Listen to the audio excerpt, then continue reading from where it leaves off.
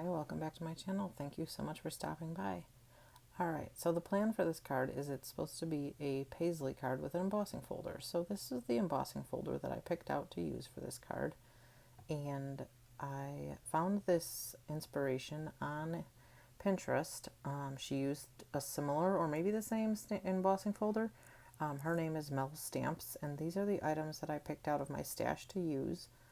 Yeah, you'll see how this card goes. So first off, she had, in her example, she had embossed the background with a different stamp than I have, completely different, but I thought this would look pretty. This is French script, I think, and I've linked in the bottom something that is currently available that looks similar, using the embossing bag to put the embossing or the anti-static powder on. And I used Versamark ink to ink it all up, and it actually did take really good the first time, so I didn't have to re-stamp it. Maybe I did. I guess I did just double stamp it. But yeah, and then I embossed it with white embossing powder, and there is some glitter in my embossing powder, so it actually turned out kind of cool. It's hard to see like how cool it really looks in this shot. I did spritz some water on the back of the piece of paper so that it wouldn't rip when I embossed it, because this embossing folder can be pretty intense. So I ran it through my big shot, and it came out beautifully. I didn't use any shims or anything. I didn't have to. So yeah, I loved how it came out. It turned out so pretty. So my plan is here to cut some sections out of it. Yeah. And then I realized my craft knife didn't have any blades. I don't have any replacement blades for that old craft knife. So here I am improvising. And I was like, oh yeah, I'll use this tiny little punch. And then I'm going to use that washi tape there to put behind the holes that I put in there, so it just adds some interest to the card. Yeah, doing it this way was really a pain in the butt. And so I punched a bunch of little teeny tiny holes, and then I was like, this is a pain.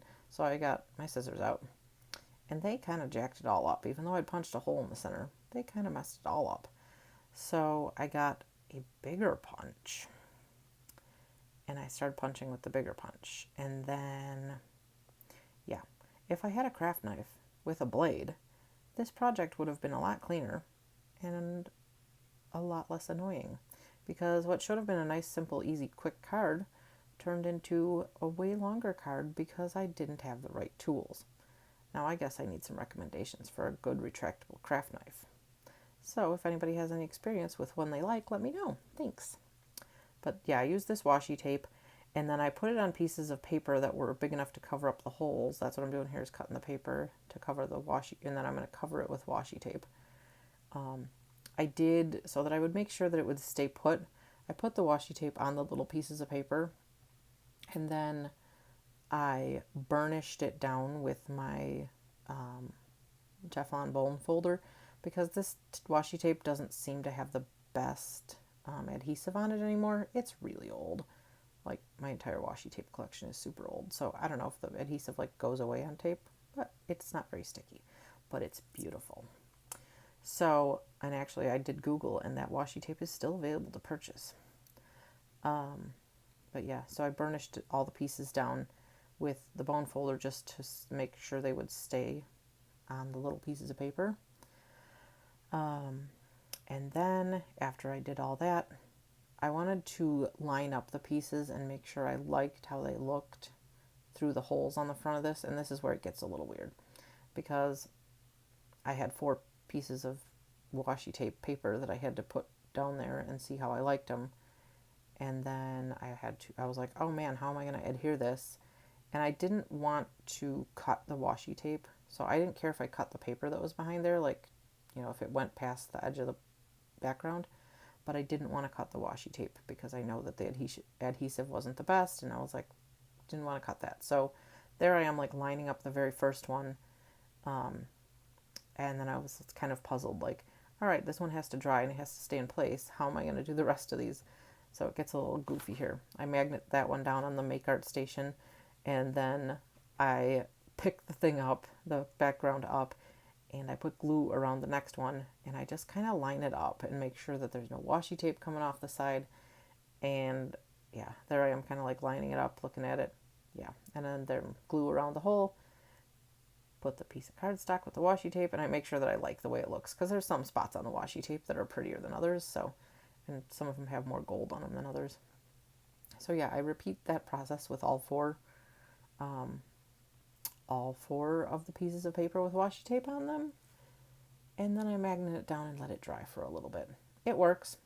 Probably could have done a better job at that, but then once it was dry, I took my little guillotine trimmer and lined up the first side that wouldn't be impacted with the other pieces sticking over the edges, and I cut that down, and then I went to the next side. And I also, at the very end here, after I cut this last one down, you see me like kind of flipping the piece over and like lining it up there on the guillotine trimmer again. I wanted to make sure that it was the right size for the background of a card and that it was actually square, because when you emboss with an embossing folder, it kind of like loses its shape a little bit. Alright, so this is the greeting that I'm choosing for this card. It's from the Gina K collaboration set that's available at Michael's, and I just stamped that on a piece of scrap white paper. It looked the same to me, like the same color. I did it in VersaFine Onyx Black ink. It looked the same color as the background of the card. However, once I was done stamping it and I cut it out and I put it on the card, it no longer looked the same to me. But whatever, it is what it is. At this point, I was like, I like the greeting, and so I'm just cutting it out very close. I think I heard someone, Mindy Egan maybe, refer to this as bubble cutting a sentiment, and I was like, interesting. Never heard of it called that before. But yeah, I just used my cutter bee scissors and very carefully cut it out. And once I liked how it looked, I placed it on the card and tried to figure out where I wanted it aligned, because I didn't want to cover up any of the embossing folder, or the embossing from the embossing folder, so I had to kind of like play around. Alright, and then here I am playing around with it to see where I wanted to put it on the background, because as I said previously, I didn't want to cover up any of the embossing, so I kind of just had to like fiddle with it and decide where I wanted it. And there I am like trimming the bottom of it straight. I didn't like the little bit of curve I had given it. And I'm playing around with it some more. Apparently it took me a long time to decide on where to put this greeting. But once I decided where I wanted it, then I'm going to adhere it down with some foam squares. Alright, and these are the foam squares that I have, and I'm going to end up putting 4 foam squares on there. Probably overkill. I told it with the little greeting, so I probably could have done it with 2, but I used 4. I don't know. And these, I will say, I'm a little bit better at getting the backing off these than the other ones that I have. I love the other ones because they're really cool. They come in a great package and everything, and they stick really well. But I'm really bad at getting the backing off of those other ones. But the backing comes off these pretty easily. So here we go. But yeah, it seems like when I'm watching this back, it seems like it takes me forever to do adhesive stuff. I'm not sure why it seems like it takes me so long. In reality, it doesn't feel like it's so long. Alright, and then here we're going to attach it to the card base, and this was a trick that I learned. I don't even know who I learned this from. Maybe Kathy Zilski or something, to put the card base in the corner of the MISTI so that you can get that card base and the card panel later, lined up properly. I will say it totally did help me, because they were both white, and so it was kind of hard to see where one ended and the other began. But it worked out well, and then I'm going to stick this, once I like where it's at, I'm going to stick it on the make art station so it can dry, because the magnets are nice and strong on there, and we want to make sure that it's going to stay together. We don't want this beautiful card to fall apart. Alright, so here's the finished product. You can kind of see the embossing on here. I like the way it turned out. Honestly, this doesn't capture its beauty in its entirety, but this picture is a little bit better here. So you can see the embossing. I think it's beautiful. I love the way it turned out.